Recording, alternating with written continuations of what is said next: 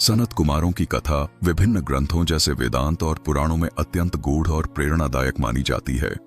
सनत कुमार 4 कुमारों में प्रमुख हैं: सनक, सनंदन, सनातन और सनत कुमार।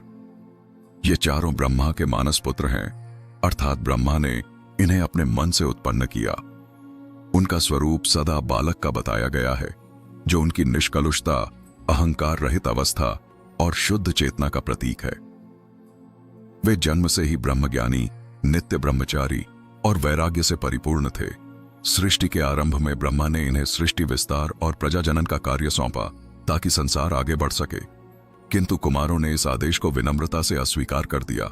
उनका मत था कि आत्मा का लक्ष्य बाह्य सृष्टि नहीं बल्कि ब्रह्म की अनुभूति है। उन्होंने कहा कि वे संसार के बंधनों में बंधकर कार्य करने के बजाय ज्ञान, तप और ध्यान के मार्ग पर चलना चाहते हैं। यह सुनकर ब्रह्मा को क्षणिक क्रोध आया और पुराणों के अनुसार उसी क्रोध से रुद्र अर्थात भगवान शिव का प्राकट्य हुआ। यह घटना दर्शाती है कि सृष्टि में संहार और तप का तत्व भी उतना ही आवश्यक है जितना सृजन। इसके पश्चात सनत कुमारों ने ब्रह्मज्ञान के प्रचार हेतु विभिन्न लोकों में विचरण किया।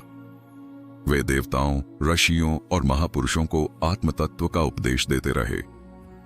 यद्यपि वे महान ज्ञान योगी थे, फिर भी उनके हृदय में भक्ति का भाव अत्यंत प्रबल था, विशेष रूप से भगवान विष्णु के प्रति। इसी भक्ति से जुड़ी एक प्रसिद्ध कथा भागवत पुराण में मिलती है।